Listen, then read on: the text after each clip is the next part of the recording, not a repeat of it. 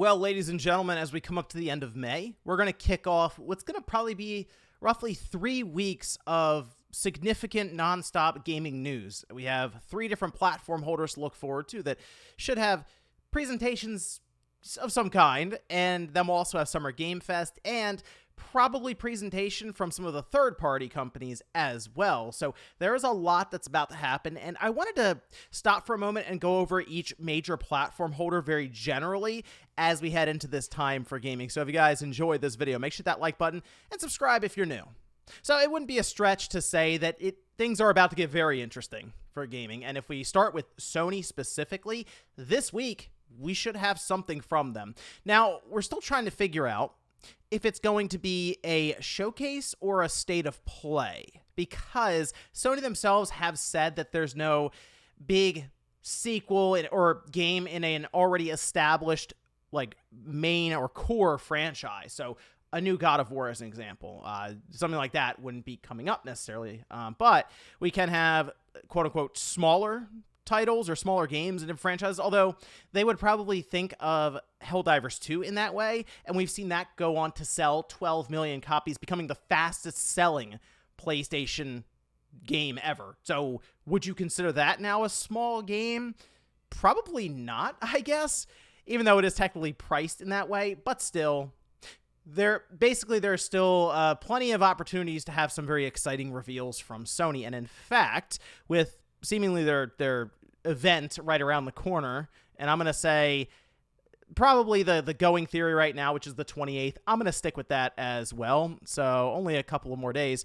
But the thing that's really being brought up now, and this was just shared yesterday, is Astrobot. Now, we've talked about Astro as getting its own game, and of course, we had Astro's Playroom that came with the PlayStation 5, which is a great seller, right? I mean, every PS5 that sells, technically a copy of Astro's Playroom is delivered as well. So, okay, I know it's bundled in. Technically, it's not sold on its own. So do you count that or not? The point is, many people who have PS5s have at least seen Astro, have been exposed to intellectual property, even if they had to go through it and delete the game or remove it from their home menu, which you got to try it. Come on.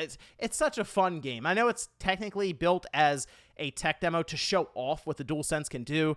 It's just a very fun 3D platformer. It doesn't overstay its welcome. There are some really fun, unique ideas in there.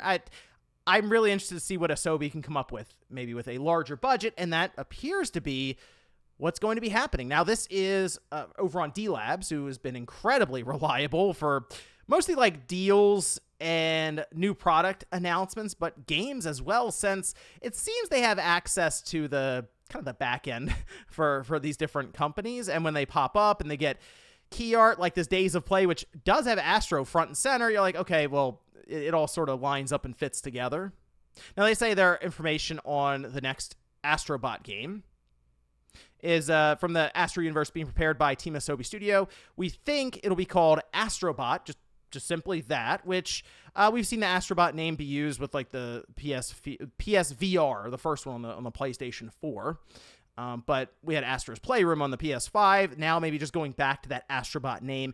And the big thing here is they mentioned it should be made, the announcement should be made within the next 15 days or 2 weeks. But we do believe that there is some sort of event from Sony, State of Play or Showcase, coming up here in the next few days, specifically targeting next week. But the thing that I was really happy to see here is it says it's exclusively on PS5 and not PlayStation VR 2. Doesn't necessarily mean it won't have some sort of VR 2 enhancement or just mode, but it won't specifically be built for PlayStation VR, as in you can play it without the headset. And that's great, because the only real full-fledged quote-unquote retail Astro game was tied to VR, and you needed that headset. This, I think, could be a big breakout moment for the Astro IP, and to me, this is one that Sony really should be leaning into, because it is just built from the ground up for a general wide-sweeping audience, and that's something I think they need, since a lot of their stuff, yes, is mostly geared towards a more mature audience. Having something like this, while it won't be necessarily on the Mario level for them, it will at least work to, I think, complement the PlayStation brand in general for many, many more people, really. But on top of this, Concord, that should be there. We'll have detailed information, gameplay, and we should get that release date, which still seems to be set up for later on this year. And then from there, it's anyone's guess. You could have some of these studios from Sony show up with projects that are still 2 or 3 years out. You could see some smaller projects maybe from them. I do feel like if out of all the studios that Sony has, Naughty Dog kind of needs that showing that makes people go, okay, yeah, that's the Naughty Dog that showed up at one point with The Last of Us that really impressed people. And they are working on a new intellectual property. The last real information we have from them is that they canceled their Last of Us Online, which apparently had nothing to do with the gameplay itself. The game seemed to be fine. It was just more or less the monetization going forward and the fact that it would take basically all the manpower that Naughty Dog had to offer to keep the thing upright and moving along. I mean, think about how many people at Bungie work on Destiny 2 to keep that going, and that still has its problems. It's like, okay, I at least get that idea, but it's a shame they didn't just put it out there and say, look, we're not necessarily creating this to be a live service game going forward. We'll do updates, but we don't want this to be the only thing we focus on. Just to kind of scrap that is sort of a shame because, like I said, apparently it was pretty good. I'll go more in depth on Sony when we do like a predictions video leading up to the showcase or state of play after it's been announced, so we get an idea as to what exactly we're looking at there. As for Nintendo, well, we do know that they have already announced their Direct. It is happening in June. I'm going to say, probably the typical E3 time frame, like that second week of June. We'll go with June 11th. We'll have a Direct. And I do wonder if some people are kind of looking past this Direct a bit because they've already said that their next generation system won't be at this showing. Okay, they're going to save that for later in the year. I'm thinking like September or October, they show up with a trailer that essentially goes over the concept, maybe the upgrades or different features they're including in this over what they have now with the Switch. Kind of like when they first showed that system off, where they had the rooftop parties and people playing it at the airport and stuff, that sort of thing. So at that point, then it's just, I think, a race to March where they look to reenact the Switch launch just this time in 2025. So that's a long life for the Switch, and I think it'll still go on for another year or two, and it probably will end up being a 10-year system when it's all said and done. That said, they still have a Direct to at least go through here, and I do kind of think it's going to be more stuff to sort of bridge the gap to that September or October timeframe, and they do still have at least one major release that, I mean, it's got to be here. That's Metroid Prime 4. I think this is a great opportunity to close out the show with it, let Retro Studios give us a look into this new game, and I think them impressing a lot of people utilizing, yes, the current Switch hardware. People have still kind of speculated if they've just moved this game completely to next generation. To my understanding, no. It's still on the Switch. We could see some sort of enhanced version for their next system, and I kind of hope we do because Retro Studios is I think it's a development studio that can take advantage of that newer hardware. We've seen them do it time and time again with the Metroid Prime series, dating back to the GameCube. So I would love to see them just take full advantage of ray tracing and just more graphical ability with this new system. And on top of that, probably more ports, remasters. That Zelda, Wind Waker, Twilight Princess has been floating around out there for years. Might as well get that out there, get that out of the way. I mean, Wind Waker has been on pretty much every Nintendo system at this point since it debuted on the GameCube. And then on top of that, I wouldn't mind seeing just to round out the sports section, Mario Baseball.